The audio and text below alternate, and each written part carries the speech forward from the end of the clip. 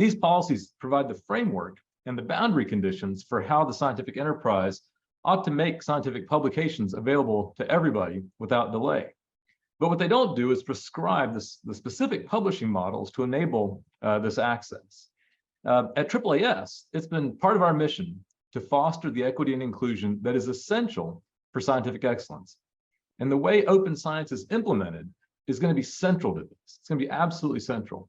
And so as we create the new model for sharing scientific results, we've got to be vigilant not to build the same structural inequities into the model that we had in the old one. And in particular, we've got to ensure that these models work for early career scientists, where, let's face it, much of our diversity lies, that these models work for institutions that are not yet R1 research intensive institutions, but are striving to become so. We've got to make sure that these models work for everybody. And not every model to implement public access affects these scientists in the same way. And so at AAAS, we're a fully open access publisher of science and the science family of journals. 5 of these journals have no publishing fees, AKA APCs. 1 does, because some funders seem to prefer that model of pay to publish. We don't love it, but we want to be compliant. Now, in this panel, we've pulled together a range of impacted stakeholders to have an opportunity to discuss equity-related aspects of the various agencies' plans.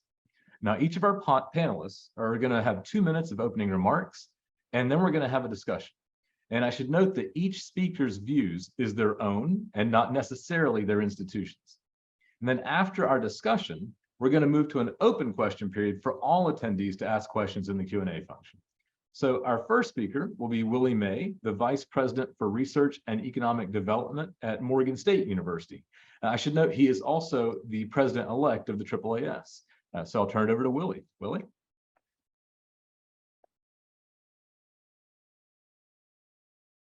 Oh, Willie, I think you're on mute.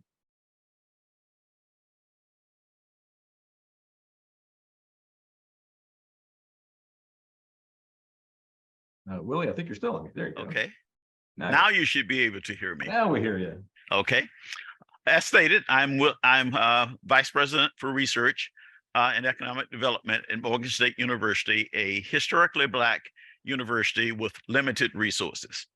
We at Morgan and all HBCUs and MSIs need equitable access to publication structures. With limited resources, we have problems assessing publications as well as publishing in those journals with expensive APCs, which in turn affects our positioning as research institutions. Now, more specifically to Morgan, as one of those R2 institutions with aspirations to achieving R1 status, we welcome the announcement from the White House regarding the updated policy guidance on public access to tax-supported research. This policy aligns with my university's commitment to promoting equitable access to knowledge and advancing scientific progress for the benefit of all. But in my view, this new White House policy, with no obvious detriments, supports all of our country's universities. The immediate availability of research findings to the American public is a significant step forward in democratizing access to knowledge. It ensures that investments made by taxpayers in research are not limited to a select few, but are accessible to researchers, policymakers, innovators, and the general public alike. This increased access has the potential to foster collaboration, accelerate scientific advancements, and address societal challenges more effectively. Removal of the 12-month embargo period is particularly important. It eliminates the delay in the dissemination of research findings, allowing for more rapid dissemination and implementation of new knowledge. This change can have a profound impact on fields of particular interest to my university's stakeholder community, such as environmental justice, clean energy technologies, and healthcare, just to mention a few. So in conclusion, addressing the access to publish issue ensures that all institutions of higher learning will be able to contribute to the global knowledge base and to be recognized more equitably for their research contributions. Thank you, and I pass it on to Dr. Philip Rosenthal. Philip? Thank you. I'm Phil Rosenthal from University of California, San Francisco, but I'm on this call because I'm the editor-in-chief of the American Journal of Tropical Medicine and Hygiene. And I'd like to briefly discuss two key points that concern impacts of open access mandates on equity and potential unintended consequences of these mandates. First, from the perspective of scientific contributors to a journal, and second, from the perspective of society-led journals themselves. From the perspective of scientific contributors, the open access mandate necessarily leads to significantly greater costs for publishing papers compared to a model that does not require immediate open access. This may be manageable for well-resourced groups in the developed world, but will likely be a major challenge for scientists with limited resources. In some cases, those from the poorest countries may receive fee waivers, but others from middle-income countries, places like Brazil, Peru, and Thailand, may not. And American researchers with limited resources also would need to pay much greater fees for publication. In other cases, all contributors would need to pay higher open access fees. Therefore, the open access mandate, which is advocated, of course, to improve access to the literature, may actually increase inequity in science and prevent many developing world scientists and others with limited resources from publishing their research. Secondly, from the perspective of society-led journals, many medical and scientific societies have limited resources and have as a primary goal serving their society members and the scientific community at large by publishing articles relevant to their field. Nonprofit society journals rely on subscription income from institutional libraries to stay in the black while keeping fees for authors relatively low.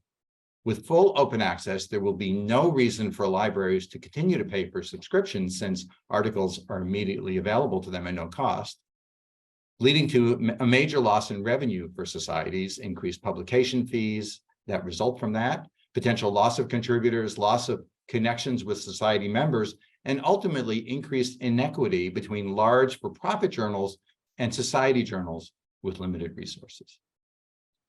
Thanks. I now turn this over to Vanessa from the University of Texas. Thank you very much. My name is Vanessa Sansone, and I'm an assistant professor at the University of Texas at San Antonio. I'm also director of policy for the Alliance for Regional Research Institutions. The comments that I want to provide in these opening remarks are really situated from my own personal perspective. I am at a Hispanic serving institution that has just achieved the R1 status, but in just achieving that, we still very much don't know what that means. We still are operating at an R2. As someone who studies and publishes on STEM equity and also identifies as a Latina first generation tenure track professor, these things are important to understand in terms of the policy discussion, because the landscape of institutions, but also the structural inequities and the policies and procedures really do structure whether we're able to achieve that goal of equity. I say this because as someone who strives to publish the scientific component of what I do in STEM equity, I am also trying to do the work that gets back into my own community. So I applaud the modifications to the policy of being a little bit more open, and because I am not just trying to speak to an echo chamber, I'm trying to speak to diverse populations, particularly my own. So I think of my colleagues who, for example, are in Puerto Rico, where their primary language is Spanish and are publishing, trying to publish in American higher educations. Those create some barriers when there's set parameters that stipulate what is and isn't research. So thinking about HSIs, minority serving institution, regional serving institutions, and other R2 institutions really helps and really gets to the goal of addressing equity and inequities in the system that have plagued professors and campuses like mine. Thank you. And I will pass it over to Sam Zhang from CU Boulder. Thanks so much. Yeah, I'm honored and grateful to be on this panel. My name is Sam. I'm a PhD student in applied math at the University of Colorado Boulder. I'm on this panel because AAAS was gracious enough to reach out to me after one of the papers for my thesis was accepted at Science Advances. And in the feedback form after the publication process, I wrote what a lot of the other commenters have said so far about publishing fees being inequitable. And so kudos to AAAS for being willing to not just hear the criticism, but elevating my voice in this panel. And the irony of that situation was that the paper itself was actually about inequalities among academic faculty, and especially the ways that resources in the form of research funding drive elite faculty to become more productive than their peers, right? So that paper was specifically about research labor, like postdocs and graduate students, but publishing fees come from the same pool of money that go into that. So now that I've close to graduating and like working on more projects with people other than my advisor, the sort of like landscape of publishing fees has become more apparent to me in a way that I was really shielded from working with an advisor who's established and who has a steady stream of grant money. There's been discussions around like what venues can we afford to put our work into, right? Like for example, publishing in Nature Human Behavior would be $12,000, which for many social scientists like ourselves as PhD students is just completely out of reach. I find that this has a distorting effect on the landscape, and especially if all the nationwide model goes towards gold open access and publishing fees become just around the board. The question I kind of want to leave with you all is what research then won't get done because people can't afford it. So thanks for letting me speak on that. Passing it over to Dr. Sardar from the Baylor College of Medicine. Thank you, Sam, and hello, everyone. Can you hear me? I'm Debo Smita. Please call me Debo. I'm a postdoctoral associate in Dr. Benjamin Denning Lab at Baylor College of Medicine. My research is on the sense of smell, particularly how non-neuronal cells in our brains use epigenetics to code for the sense of smell. We recently published this in Science, which led to an interview in the Science newsletter Science Advisor. And through that connection, I'm here today and honored to be a part of this discussion. As a representative of early career researchers, we strongly uphold the principles of open science. But how do we practice open science?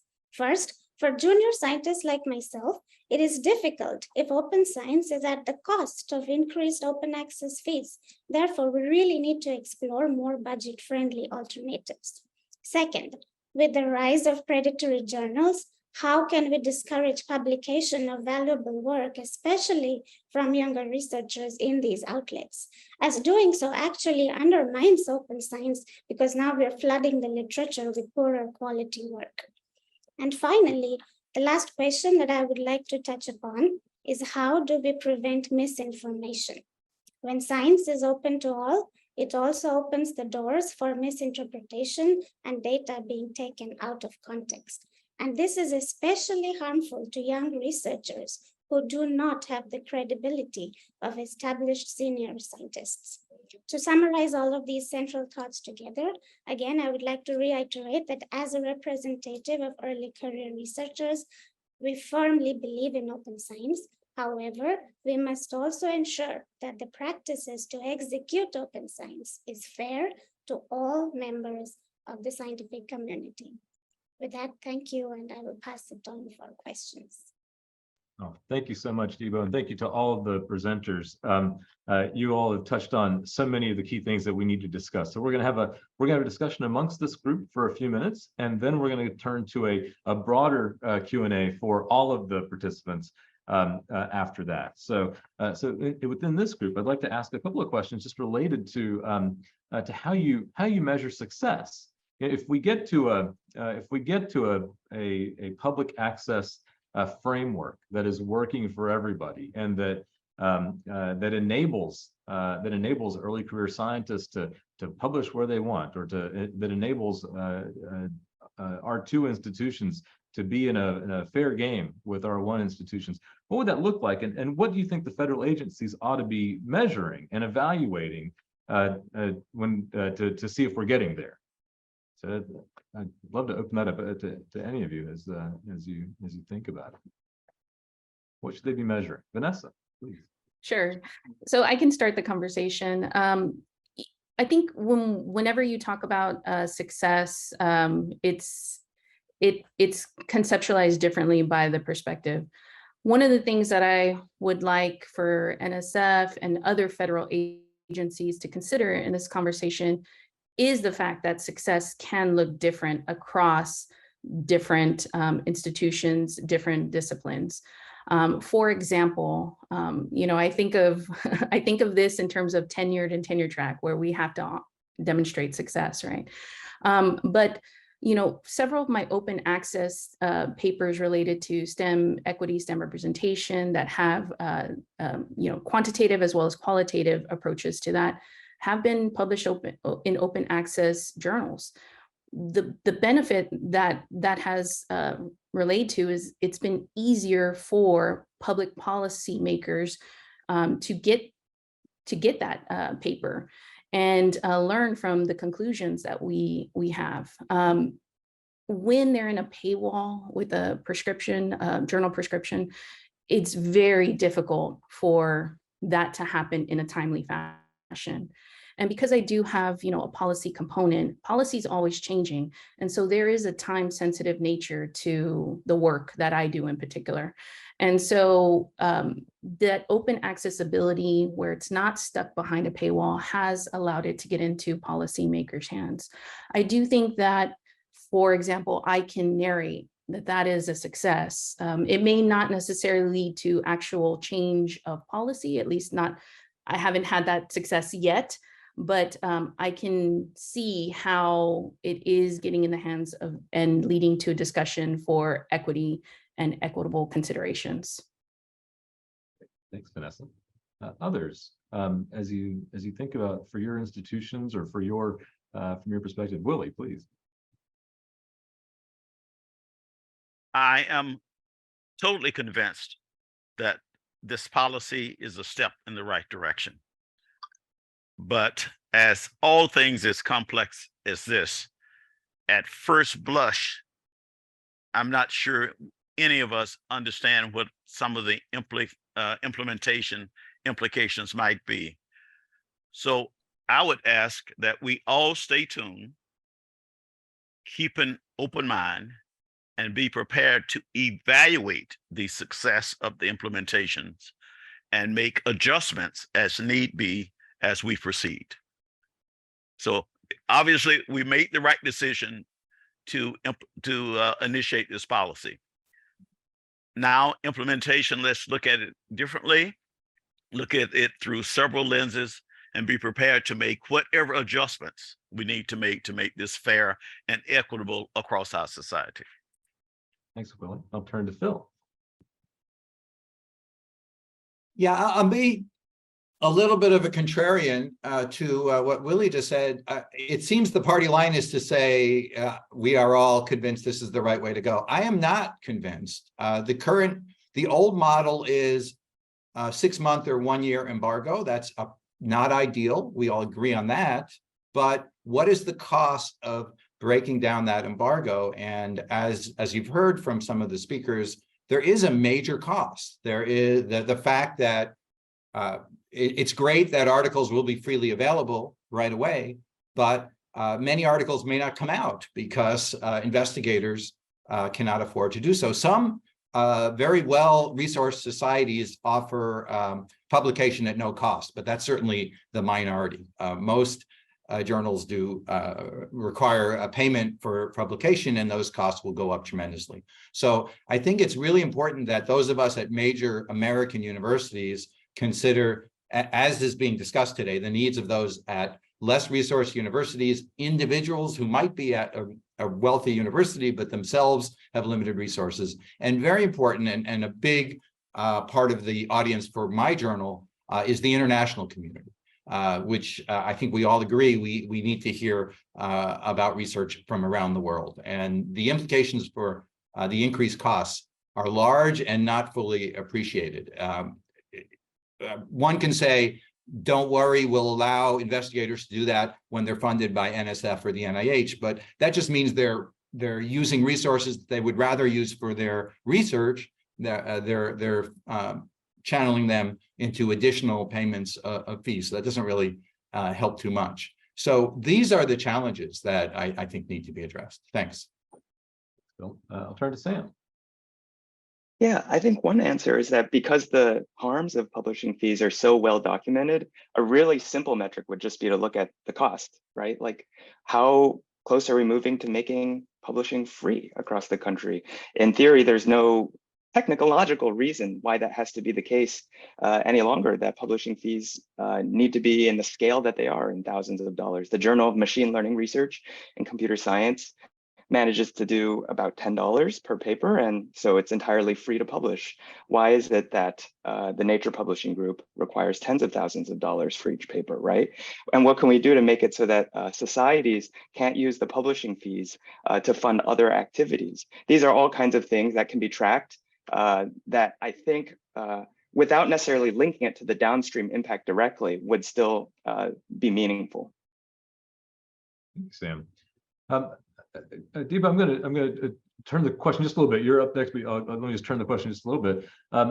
In hearing this, we're talking about fees. What are some of the, particularly in this at the early career scientists, what are some of the things that what is the opportunity cost in paying a fee for publishing? What is it that you don't do? You know, we did a survey at AAAS, and some of the things we saw were really scary to me in terms of what people choose not to do because they're paying a publishing fee. Deepa, I'll go to you first, and then Vanessa.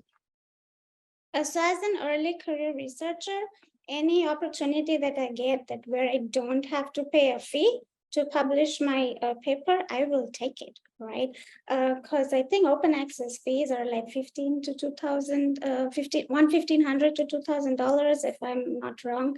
And that is about the cost of a conference registration or a professional development course that I would like to go to, or even a smaller research equipment. So if I have to weigh it out, I would probably pick publishing my work, because that's how we do measure success, at the cost of losing out on a professional development or maximizing my research. So I think that is a major disadvantage here, that the cost, how we are doing this, and the cost of taking away resources from lower resource members of the scientific community like us. Thank you. Thanks, Deepa. Vanessa. Yeah, two things come to mind at opportunity cost. The first one is with the limited resources that we have at our institution, and the fact that as a federally identified minority serving institution, we have students who have disproportionate need, particularly in terms of their own affordability.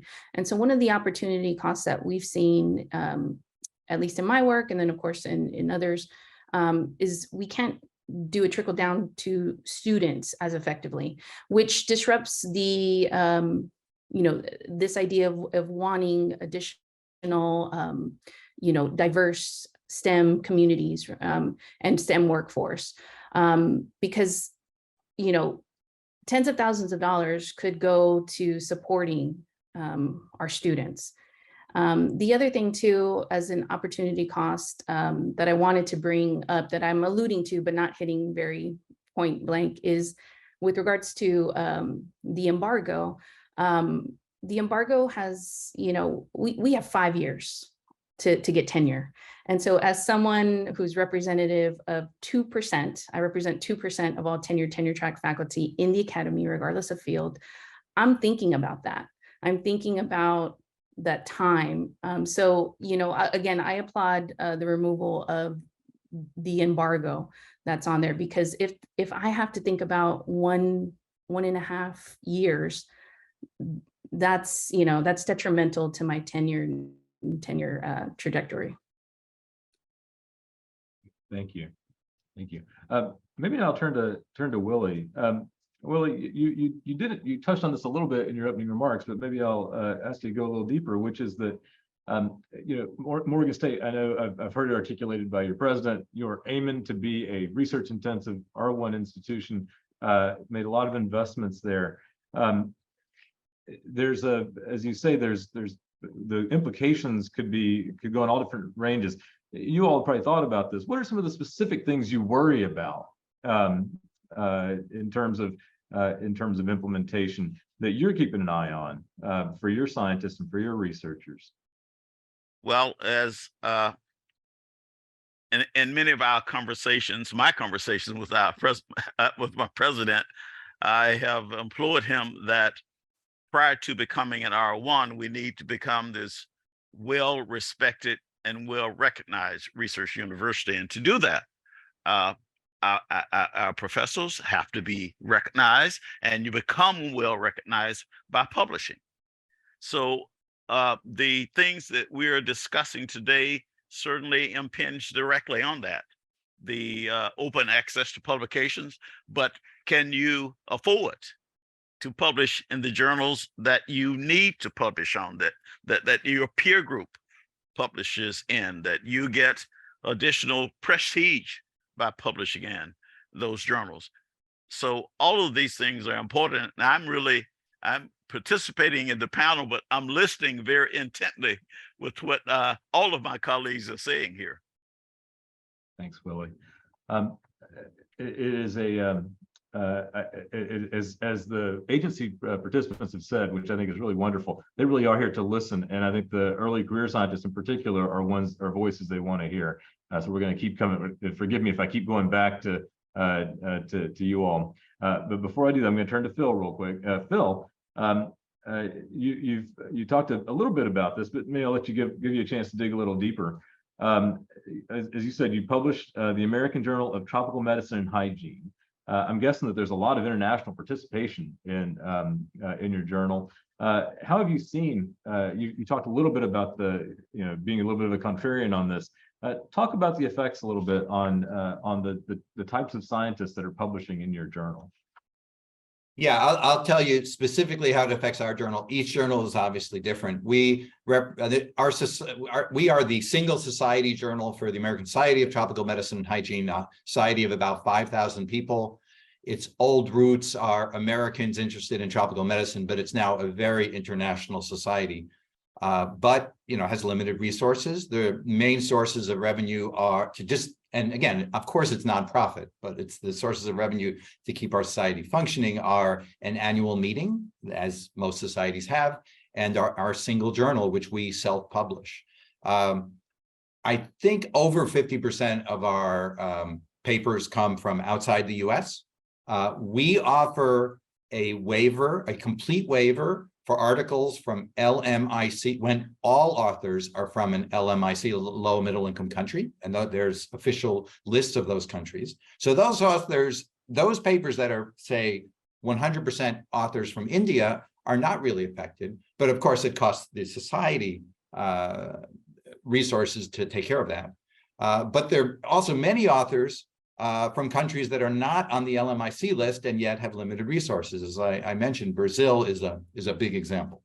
So those authors, I know many authors come to our journal. Our journal is a respected journal in our field. People enjoy publishing in it, I hope. But in addition, it costs about $800 to publish in our journal. Now, I know some of our panelists would love to have fees be removed entirely, but it depends on the model. There needs to be some way to pay for the whole process. But our fees are reasonable. We offer full open access, and that's $2,500 to publish. As you well know, other journals charge even more than that for open access. So it's that simple. An author from Brazil, as soon as this system would change, would need to pay perhaps $1,500 extra to publish a paper. For how it would affect us is they'd probably go to another journal if they could find one that offered less cost, because the bottom line is they have limited resources. And I'll finish in a second. As we have this conversation, please consider international scientists and scientists that are not at the best resources universities, the best resource labs, but everybody else. We obviously want them all to have a voice. Thank you. Great, thanks, Phil. No, your points are well taken, and I would quickly address one of the questions I see in the Q&A. Someone's asking, am I, as you are a publisher of an APC journal, are you not part of the problem? As I said at the outset, we have 6 journals at Science. Science is Science Robotics, Science, etc. 5 of them charge no publishing fee, no author processing charge. They are published through what's called Green OA. The author accepted manuscript being available immediately. One of them does have an APC. That's the one that Sam published, and that's what we're talking about it. As I've said publicly in editorials, we don't love the model. We do it because there are certain funders who we want to make sure we're keeping compliant with, so that people have choices in their publishing. It's one of the reasons we're having this discussion. Maybe I'll turn to our early career scientists again. As I said, this is for providing information for our funders. Can you give an example of the decision making around publishing that's going on right now in your laboratories? So as you're thinking through, you've just had a discovery, you've just found a result from one of your quantitative or qualitative analyses, and you want to publish it. What's that discussion like right now? Is the idea of open or fees, or how's that coming into the conversation? Debo. Yes, that's a really good question, Sudeep. In my state, in my lab, thankfully, I'm fortunate to be in a lab where the primary discussion is about integrity. So before we even think about open science and all of the other aspects, we want to publish in a journal that's well respected and that will go through a thorough review process that will only make my work better.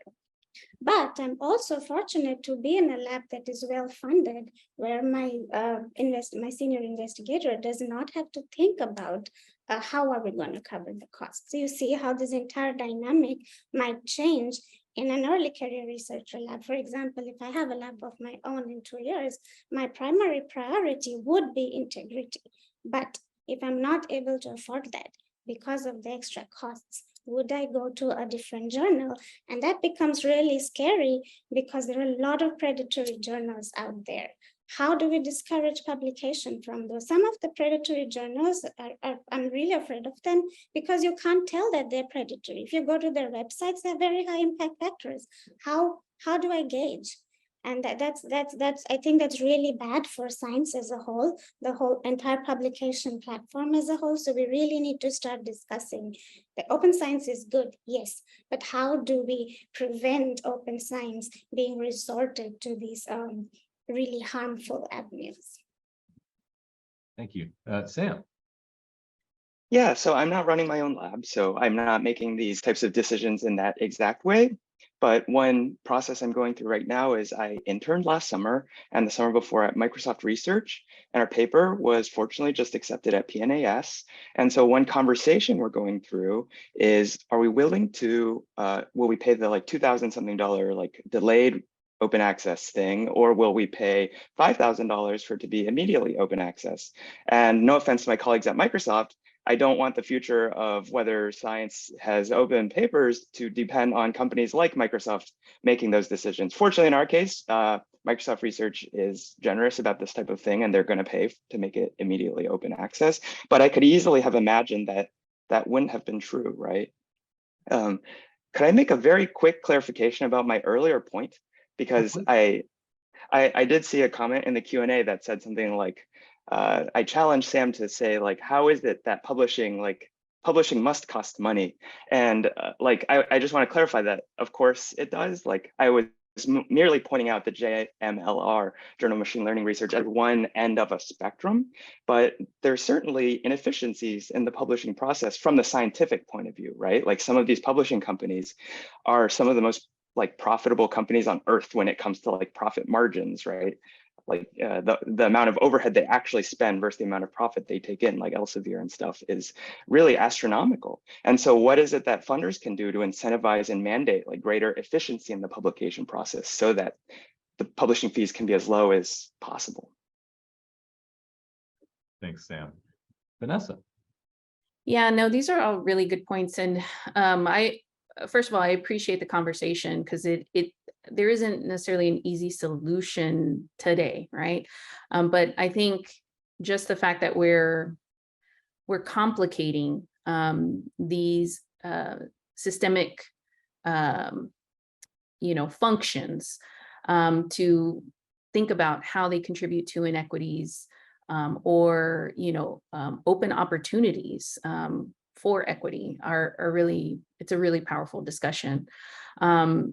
So, so of course my brain does go to kind of what Sam was talking about with regards to the publication process. And I do think that it would be beneficial, to have more conversation with publishers, not just as Phil represents as editor of a journal, but you're absolutely right with, because they have to adhere to their, I don't know if I'm using the correct word, but their publisher as well, right? At organizations that Sam alluded to, like Elsevier and others.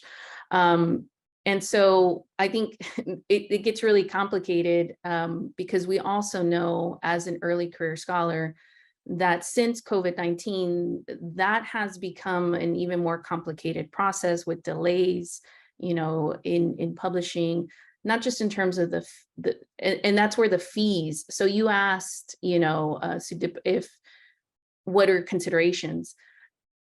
For me personally, right now, those are things that I consider. So although I want to publish in the top tier journals in my field, that to extend my longevity and career as a scholar, but also the top journals in the field, there's a lot of delays, and there's also this idea of labor, right? The labor that most of faculty are being asked to review for free in most journals, although that's being discussed and complicated as well. So that, to me, that's my answer to your question about what are things that I'm considering. I am considering that. But I have paid for a top journal in my field to publish open access, early access, $3,000. I will say though that another player in this system that we're complicating at the moment is also institutions themselves. Because, for example, with me doing that, I received assistance from my university. And again, I mentioned the characteristic of it being in R1, but it's just become an R1. So it's still operating as an R2. But they worked with the dean of the library to really figure something out for us as we were emerging in an emerging R1 institution as faculty. Like, how can the institutions also help in this? And of course, that probably brings in more stakeholders into the conversation too. But I just want to, just mention that it's a very complicated conversation that I'm glad that we're having. So thank you for that opportunity. Great, thank you, Vanessa. Thanks for bringing up the point that there are other constituencies across the university that are stakeholders here. Here, we're really talking about scientists and researchers and early career scientists. There are other constituencies, librarians, administrators, et cetera, and we should have other discussions to cover that, and at AAAS we certainly will. As a final question, before we turn to our next speaker, I just want to ask all of you, just at your institutions, Vanessa, you touched on this a little bit. What are some of the help devices, the aid devices for helping scientists navigate what is a complex landscape right now in terms of open access? What's required, what's not? How do I pay these fees? Or if there's not a fee, how do I find open access or subscribe to open or diamond journals? Is there a help portion at your universities? Quickly, if we could get to those answers. Sam, I turn to you first. I feel like I'm sort of implicitly throwing CU Boulder on the bus by saying I don't know. I don't know if it's their fault that I don't know, though, right? Like, I've been relatively lucky. My advisor is well funded, and he's good at buffering me from these sorts of questions. So I haven't had to look into it for. And these collaborations I've been doing have been across institutions, so I haven't had to look at my own institution's resources yet. That's great. No, Sam, I think it's actually an answer. I don't know is an answer, right? That means that somehow someone hasn't proactively told you, which is okay. Debo and then Vanessa. I want to go next because I am on the same page as Sam. I think I'm also pretty well protected by my VI, who is well funded. But I do remember my institute sending out big, like institute-wide emails of how to deal with the data management sharing plans that the NIH have come up with. So there are definitely initiatives like that in the institute to educate and make us aware of what we can do. So I think that would be helpful too if other institutes start doing this. That's terrific. Thank you, Debo. And then Vanessa, and then Willie. I'll give you the last word after Vanessa. In addition to the strategy that I offered earlier, an additional strategy that my institution has implemented is their own database. So if any publication you have is has a particular open access policy tied to it, and I'm not saying the correct policy, but I can get that to you, then they can run it through their database. And so published top-tier journals, peer-reviewed journals can also run through that database, which I have. So that's another strategy that our wonderful librarians at University of Texas System have adopted and implemented to assist with equity. Thank you, Vanessa. All right, Willie, last word, and then we're going to turn to the next section. And as a research service provider, this forum has driven me to say that within the next month, we will be having an open discussion with all of our faculty on just this topic. That is, what do they need for me and what do they need for the university to do to assist them to navigate the space, and how can we best right-size this for Morgan State University? Perfect. Thank you, Willie.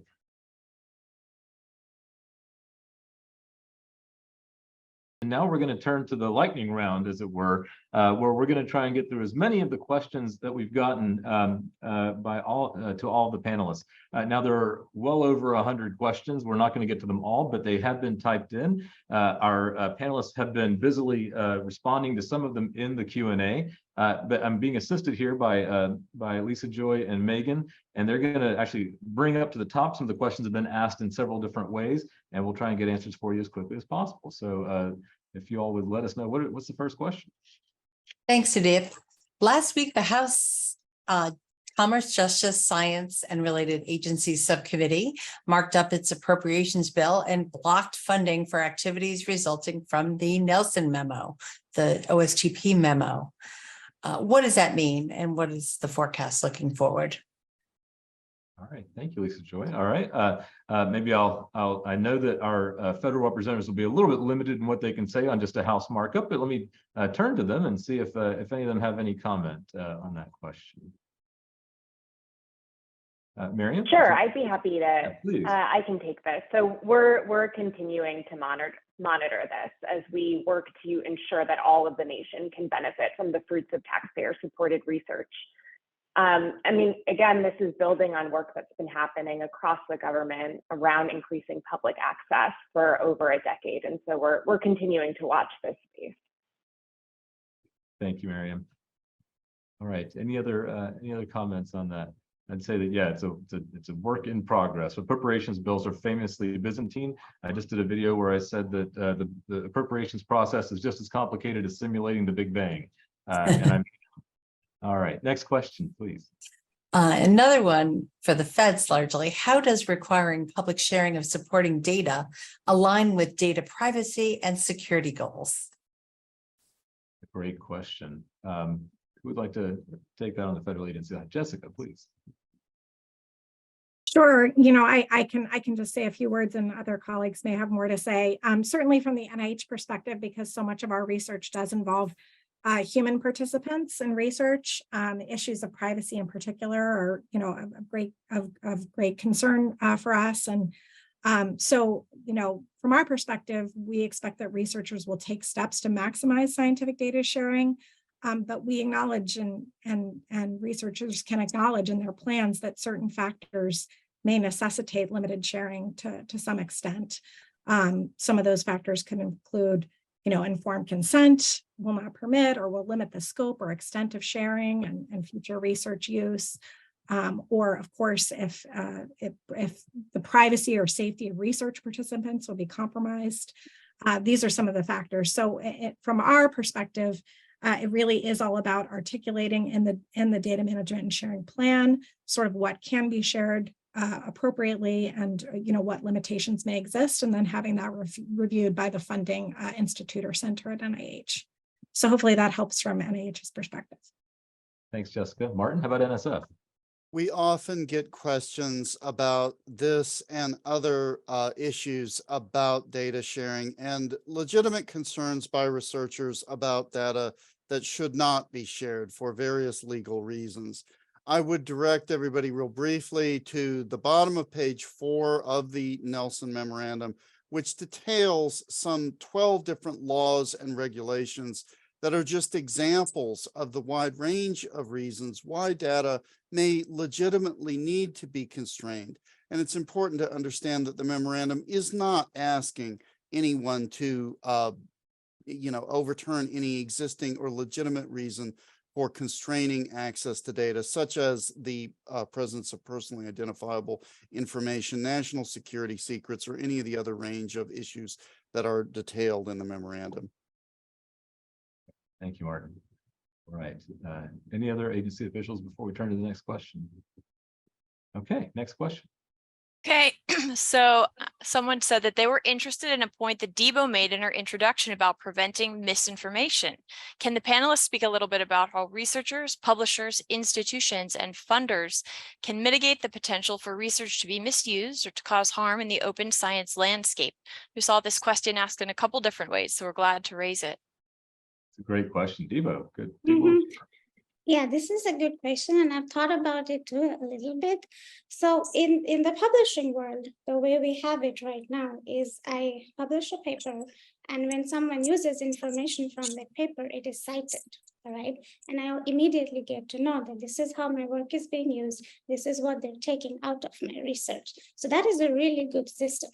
Right, but when science is out and it's open for all, and if it's being misused by an entity that is where it's not going into research-driven work, how do we track it? How do I know whether that work is being used in the right way or not used in the right way? So I think we need to have better guidelines of how we can track and be able to get more information about where our research is going. So that's one point. And another point, and this, I think some of you else in the panel would be better able to answer it because I don't know very much about this, is about copyright issues. When we are putting our work out open access. So right now, the copyright, as I believe, belongs to the journal where we are publishing. But when it's out in the open access, what is happening to the copyright and the ownership of the work is something I think we also need to talk about. Great. Thank you, Debo. I'll turn to Steve. Yeah, I think all of us care very much about misinformation and the misuse of information. And one of the, I don't think we have answers to all the best ways to prevent that or to identify it. But one of the things that I do really like about the new policy and by things being immediately open access is that the sources and provenance of the most highly valuable information of that, the output of the information being published in journals are freely available. Much of that information is currently not freely available and people can't go to original sources, whereas misinformation is spreading freely. And so at least as the aspect of the original papers and the original research is freely available, that can at least be pointed to and be accessible by everyone. Steve, Miriam. Yeah, so I wanted to also raise something that was discussed in the listening sessions that OSTP hosted with the early career researcher community around moving towards free, immediate, and equitable public access to research outputs like publications can enable opportunities for ecosystems around sort of scholarly communications, including science communication and journalism and community engagement, to use these government findings from government-funded research and translate them or make them accessible to more communities. So by increasing access to this high quality information that is supported by our federal investments, we're creating opportunities for communication ecosystems around sort of academic communications that can bring more people into sort of the fold of this trusted information. So that was something that was really interesting to hear come up in a number of those listening sessions, and certainly something that we're thinking a lot about as we move from policy development and into implementation, exploring these sorts of possibilities. Perfect. Thank you, Miriam. I'll just comment really quickly that when Megan Phelan is not hosting webinars, she actually leads our SciPac team, which their whole job is to provide situationally appropriate communication of scientific results to journalists and to others. It's a skill, it's an expertise. It is not done by the same scientists who actually do the research. It turns out it's really hard and requires a lot of science behind it as well. So next question, please. This questioner appreciates the emphasis on equity in open access publishing of articles. Will agencies also monitor and address inequities in cost and infrastructure for data sharing? And then a related, well, sort of related question, what is the position of agencies on the sharing of scientific data, which does not necessarily result in publication? This person notes that NIH appears to be the only agency with the expectation that scientific data be shared regardless of whether or not such data results in publication. So equity questions from that perspective. Great questions. Who in the agency side would like to respond to that? Alan, please. I'll at least take a stab at the monitoring. Yes, at NSF, that is part of our set of activities. We are going to be doing it, and we expect and hope to be informed by people like you. So we will fund the research that I mentioned, but also we will continue to engage with the community. Martin, do you want to say anything more about NSF or other feds? I think you captured it, Alan, but do others have anything to add? If not, we'll move on to the next question. But it's a fascinating set of questions, which I know that AAAS we're following as well. What happens with papers that are or data that's been funded but hasn't been published? I think that's really a fascinating question. All right, next question. Okay, our next question has been asked in a couple different ways, but here it is. To what extent might the agencies increase their encouragement of high integrity nonprofit publication outlets that help to minimize costs for libraries while freeing up more funding for research and mentorship?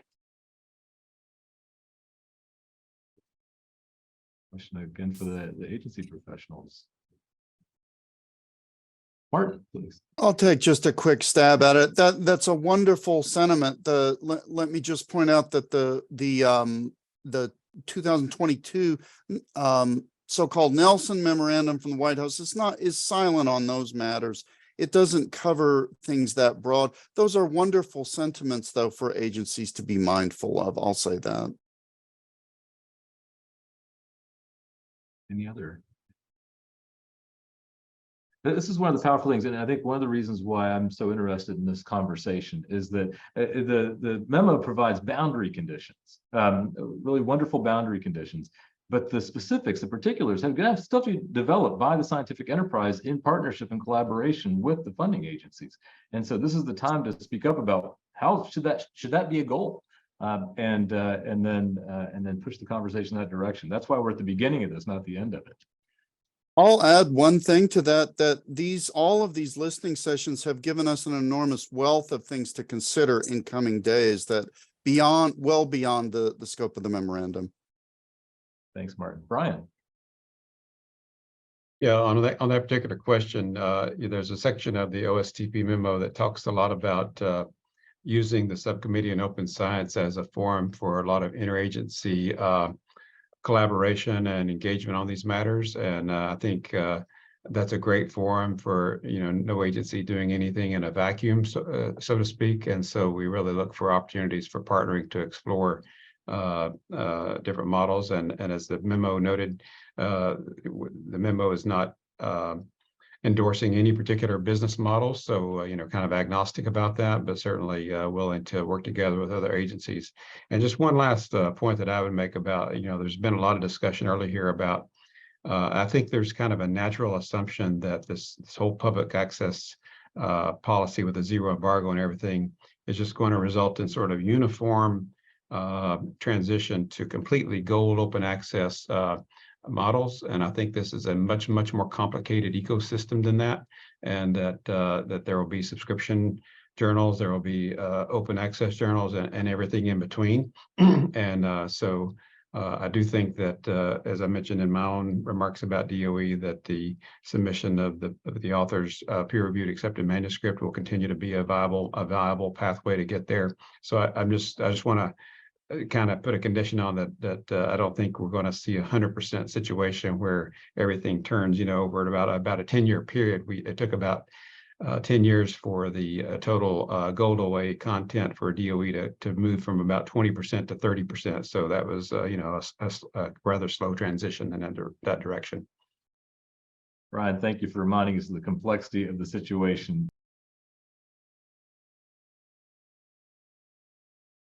As we approach 1 o'clock, that may be our last word from the panel. I'm gonna turn it over to our closing comments now. Thank you all so much for answering those questions quickly and concisely.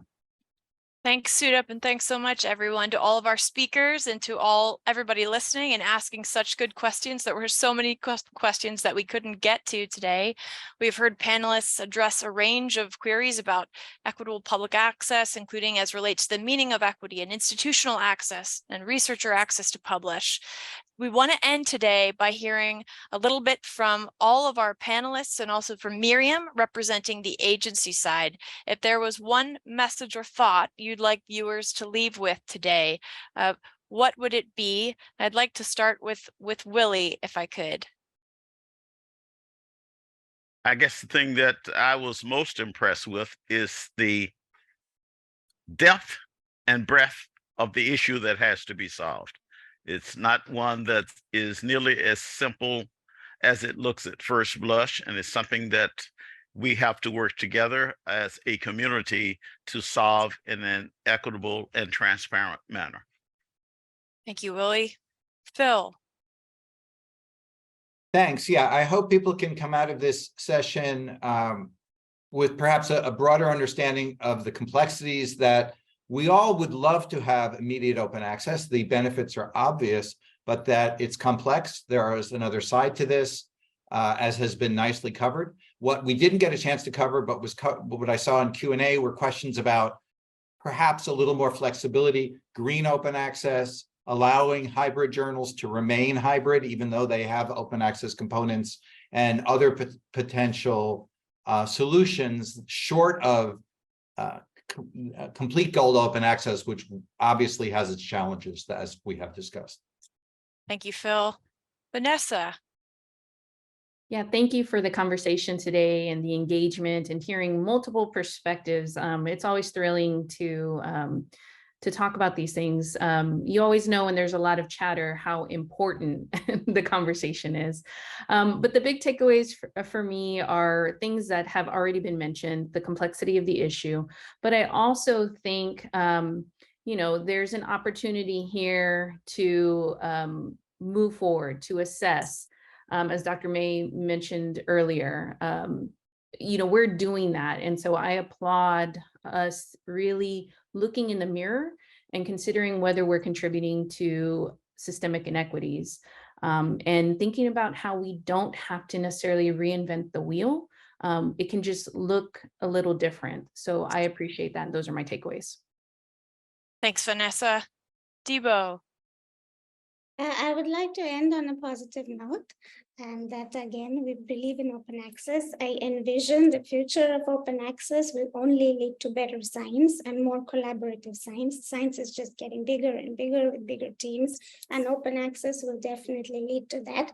And another thing that was an eye-opener for me today at this discussion, and beautifully put by somebody in the panel, how publishing is an ecosystem and how there's so many complex moving parts. So it really made me appreciate how there are problems associated with this too. And there's so many complicated issues we have to deal with.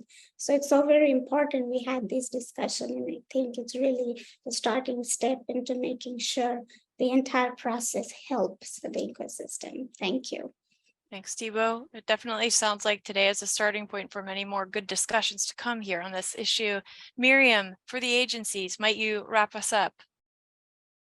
Yes, just thank you so much for this really wonderful discussion, for your questions, and for your continued engagement. We are very much looking forward to continuing to engage with our various stakeholder communities, both at OSTP and across the government. And you can find more opportunities to engage through our various channels, as well as through open.science.gov, which is this really fabulous resource developed by our government colleagues at SENDI. And so I recommend checking that out for more activities that are happening around this year of open science and beyond. So thank you for your time, attention, experiences, and insights. Thank you, Miriam. And I apologize to everyone, and especially Sam. I'd forgotten. Sam, could you please share your remarks? And thanks again for joining us today. Thank you so much. So I guess my takeaway is that open access is an incredibly important part of open science, but it has to happen in a way that doesn't leave less established or otherwise minoritized researchers behind, right? We're so used to science being done at well-funded institutions by well-funded researchers that it can be hard for some people to imagine why it's an issue to charge publishing fees, for example. That's because we don't see this counterfactual world where research and publishing is more equitable and all of the science that isn't getting done. So I think there's immense potential that can happen if we build up this ecosystem, and I hope our policymakers and leaders do what they can to make it possible. Thanks. Thank you, Sam. Thanks for wrapping us up. And thanks to everybody here. I wanted to share a reminder that our event page, which was sent to everybody yesterday who'd registered, has a list of many resources that could be helpful to you. All the agency public access plans are there, our speaker bios are there, and there's a glossary there of open access terms as well. And we will also be conducting a short survey so we can hear more from all of you about what was interesting today, what you might have liked to hear more about, and we're going to be collecting the questions and looking at all the valuable questions that you entered in the chat. We really appreciate your engagement, and thank you again to all of our wonderful panelists. We really appreciate all of your insights and time on this important issue with more to come. Thank you so much. Thanks, everybody.